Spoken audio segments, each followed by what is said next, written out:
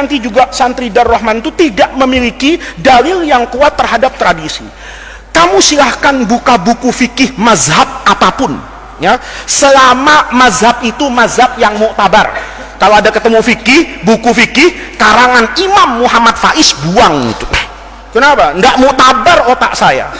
Tapi kalau karangan itu intisab kepada mazhabnya Imam Abu Hanifah, mazhabnya Imam Malik, mazhabnya Imam Syafi'i, mazhabnya Imam Ahmad, misalnya kamu belajar lagi ada mazhabnya Imam Auza'i misalnya, ada mazhabnya Lais bin Sa'ad misalnya, ada mazhabnya Imam Abu Thawr misalnya, ketemu semua itunya, kamu baca deh.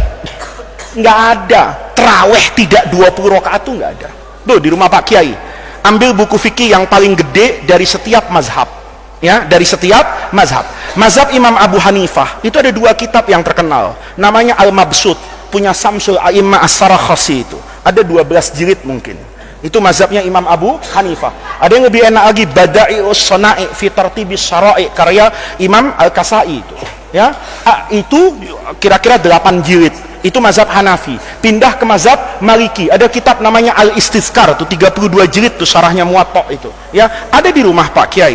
Ada kitab Mawahibul, semuanya mazhab Maliki. Mazhab Syafi'i ada Majmu' itu, yang paling besar lah, karangannya Imam Nawawi. Mazhab Imam Ahmad bin Hambal ada namanya kitab Al-Mughni, punya Ibnu Qudamah, itu fikih yang luar biasa, dibacanya enak, cetakannya bagus, 15 jilid, ada di rumah Pak Kiai. Itu ulama-ulama semuanya ketika mengatakan qiyamu Ramadan itu adalah isyruna rakaatan. Jangan orang sekarang bilang itu nggak ada dalil hadisnya.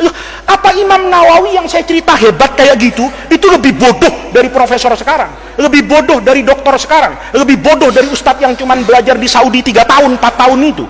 Ini supaya kita itu dalam beragama itu rendah hati gitu loh. Orang yang sedemikian alim itu mengatakan tarawih itu 20 rakaat. Sekarang banyak orang mengatakan tarawih 20 rakaat itu bid'ah. Karena dulu Nabi, ini kan nggak tahu dia, bilangan tarawih itu tidak pernah ditentukan oleh Rasulullah. Kalau bilangan tarawih itu ditentukan oleh Nabi, tarawih itu nggak boleh hanya pas bandrol segini. Umar nggak mungkin nambahin. Satu. Yang lebih hebat lagi, mazhabnya Imam Malik itu ngambil fikihnya khalifah yang terkenal Umar bin Abdul Aziz. Umar bin Abdul Aziz tarawihnya berapa rakaat? 36. Dipraktekkan di sini, imamnya keluar masjid dibunuh orang itu. Kenapa? Kenapa? Lama. Coba lihat. Kamu buka fikih itu. Apa logikanya? Dulu semua itu sepakat tarawih itu 20 fikih itu. Tiba-tiba pada masa Khalifah Umar bin Abdul Aziz, ya, orang-orang di Mekah itu kalau tarawih sudah dapat 4 rakaat, 2 nih, tarawih itu 2 karena hadis Nabi itu sholatul laili masna. Di Mekah itu dulu, bukan sekarang, kalau sudah sholat 4 rakaat, 2 salam, tawaf dia 7 kali depan Ka'bah nih, tawaf. Nanti selesai 7 kali, sholat lagi nih, 2 habis itu tawaf lagi sampai 20 rakaat. Berarti ada berapa ini? Ada kira-kira 4 tawaf. Ada 4 tawaf. Kata mereka, yang di Madinah kita kalah pahala sama orang Mekah nih. Tarawihnya sama-sama 20, tetapi mereka setiap 4 rakaat menambahkan 7 kali apa ini? Tawaf. Kata orang di Madinah, kalau gitu kita juga begitu. Setiap 4 rakaat tambah 4 rakaat lagi. Kok kamu kan logikanya kepengennya diskon, ya kan? Atas nama corona, Ustadz, jangan lama-lama di masjid, ya kan? Kalau begitu kita tarawihnya balik berapa ini? 11 misalnya. Enggak. Karena dia setiap 4 itu 4 kali 4 16, 20 tambah 16 jadi 36 rakaat. Itu enggak ada satu pun di dunia ulama yang muktabar, kecuali setelah adanya pemerintah Saudi dengan Wahabinya itu, yang mengatakan bahwa ini pekerjaan adalah bid'ah. Nggak ada. Buka buku fikih. Pertanyaannya, apa buku fikih yang jutaan lembar itu kemudian tidak tahu hadis kullu bid'atin dolalah wa kullu dolalatin? Tunggu dulu, jangan mudah memvonis. Ya, ini saya kasih contoh dulu, besok kita lanjutkan kapan-kapan. Tarhim subuh, ada tarhimnya enggak? Enak itu sekarang kalau imsak tuh siapa yang baca? Yang baca siapa? Hah? Komputer pasti itu, karena suaranya enak.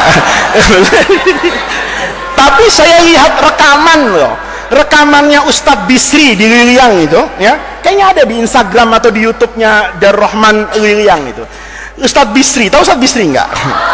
Itu baca tarhimnya enak loh itu, ya. Coba-cobalah sekalian produk lokal diambil YouTube Darrohman 2, itu ada tarhiman. Saya dengar kemarin. Saya pikir siapa nih, dia sambil berdiri gitu kayak imam di Mesir gitu ya, ada ininya pakai rapi gitu, dia baca itu. Nah, tarhim itu orang bilang bid'ah. Itu kan juga nggak ngerti spirit agama. Dulu zaman Rasulullah, setiap waktu azannya cuma sekali. Zuhur ya sekali azan, ya pas masuk waktu. Asar ya begitu, maghrib begitu. Kecuali apa ini? Subuh ada azannya Sayyidina Bilal, ada azannya Sayyidina Abdullah ibni Ummi Maktum. Nah ini juga harus ngerti. Nabi kalau Bilal azan, kata Nabi, fakulu washrabu, makan, minum. Ini disalahpahami sama orang sekarang, ya kan? Kata mereka, kalau saya sedang sahur, masih makan, belum selesai, terdengar azan, selesaikan sahurnya. Karena Nabi bilang, idza adzanal muadzinu wal ina'u fi yadi ahadikum fakulu washrabu. Nih, kalau ngaji nggak pakai ustadz begini nih. Kalau ngaji pakai terjemahan ini begini. Kalau di pesantren Gunung Agung, pesantren apa itu, Gramedia, dia beli buku, baca terjemah, berfatwa sesat. Waktu maksud Nabi azanal muazzin itu bukan azan subuh, azannya Bilal. Kalau Bilal azan, kamu masih makan nggak apa-apa, kata Nabi, fakulu washrabu. Tapi nanti kalau sudah ada Ibnu Ummi Maktum, sebelum Ummi Maktum azan, cepat berhenti. Nanti kita jelasin logikanya imsak itu. Nah, itu namanya apa itu? Memahami agama. Oh, berarti Bilal waktu azan itu bukan azan bil makna syar'i. Karena azan bil makna, kamu belajar kan di Fathul Mu'in tuh, azan lughatan wa syar'an. Apa lughatan? Al-i'lam. Kalau syar'an, al-i'lamu bidukhuli waqti as-shalat. Sekarang pertanyaannya, jam 4 azan itu waktu sholat enggak? Enggak. Kamu jam 4 subuh sholat? Hah? Itu terlalu rajin itu, ya kan? Sholat subuh jam 4 kan belum masuk waktu.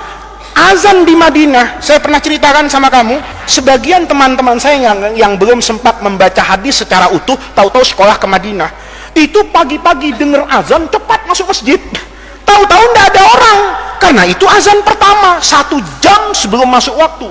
Dia udah ngantuk-ngantuk, azan lagi, kaget dia.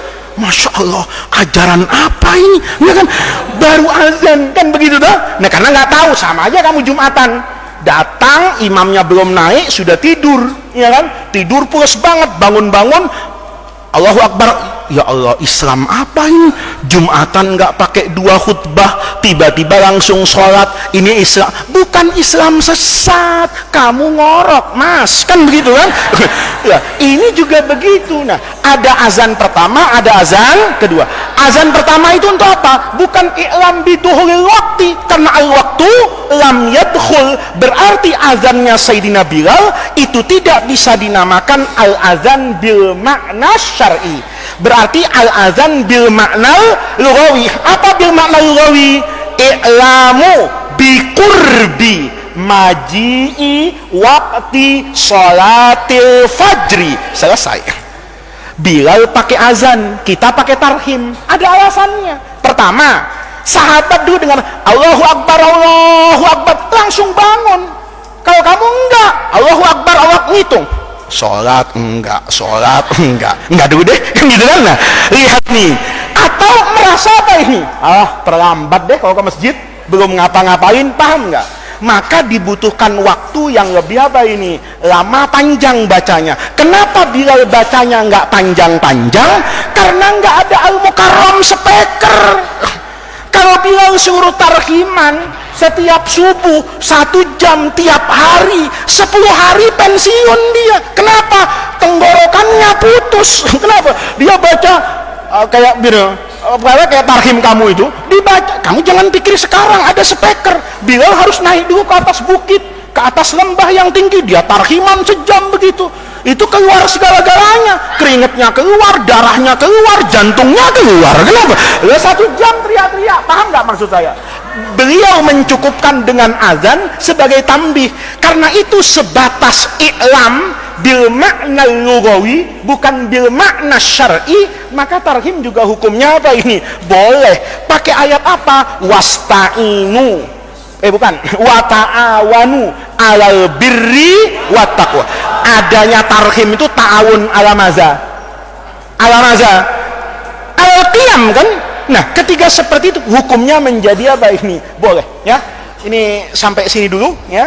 Nanti hari Senin malam Selasa itu baru berbicara kullu bid'atin dolalah dan seterusnya, supaya nanti kamu tahu beragama itu tidak semudah yang dibayangkan orang. Untuk menjadi mufti, memberikan fatwa hukum, itu butuh alat yang luar biasa, butuh duduk lama di depan guru, butuh membaca sekian banyak ilmu untuk sampai kepada pemahaman yang benar. Jangan melakukan kejahatan terhadap agama dengan paham satu hadis kullu bid'atin. Kulun itu semuanya, nggak boleh dikecualikan. Ini kata Nabi. Terus kita bilang, tapi Imam Syafi'i bilang bid'ah itu ada hasanah. Iya, langsung ngomong, pilih Imam Syafi'i apa pilih Nabi? Itu kejahatan kalau menurut saya. Besok nanti kita jelaskan kejahatan-kejahatan sehingga orang itu tidak lagi arif dan bijaksana dalam berdalil dan memahami ubudiyah dan ibadah yang biasa kita lakukan. Nanti kita lanjutkan hari Senin. Kelas 6 pulangnya hari apa ya? Boleh? Kelas 6 pulangnya besok, masuknya malam lebaran. Sudah, ya? Mudah-mudahan Allah jadikan jam'ana hadza jam'an marhuma wa tafarruqana min ba'dihi tafarruqan ma'suma. Mudah-mudahan duduknya kita di majelis yang baik ini, hadirnya kita di pengajian ini, syiar Islam yang kita kerjakan di pesantren Darul Rahman ini, mudah-mudahan menjadi tawassul dan wasilah kita semua untuk mendapatkan khairat dunia wal akhirah. Mudah-mudahan santri kelas 6 yang setia, tulus, ikhlas membaca kitab hadis arba'in ini, Allah berikan kemudahan pada semua urusannya, Allah lancarkan ujiannya, Allah berikan hasil-hasil yang baik, Allah berikan munzalan mubarakan, Allah berikan tugas dan pekerjaan yang dekat dengan rahmat Allah, apapun bentuknya tetapi itu pasti yang terbaik. Mudah-mudahan orang tua kita, orang tua kamu semua, orang tua semua yang menyaksikan acara ini, keluarganya, orang-orang yang kita cintai dan mereka cintai, semuanya diberikan rahmat, taufik dan hidayah oleh Allah Subhanahu wa taala. Semoga Allah akan senantiasa membersamai kita melewati jalan panjang ini untuk sampai kepada ridho Allah Subhanahu wa taala. Mudah-mudahan segala kesulitan, segala mara bahaya, segala pandemi penyakit itu segera berakhir dan diangkat dari seluruh bumi ini, sehingga kita bisa sekolah, kita bisa mengaji, kita bisa beraktivitas sosial keagamaan ini dengan lebih baik dan lebih tenang. Rabbana atina min ladunka rahmah wa hayyi lana min amrina rasyada. Allahumma la tahrimna khaira ma indaka li syarri ma indana. Kurang lebihnya saya mohon maaf. Assalamualaikum warahmatullahi wabarakatuh.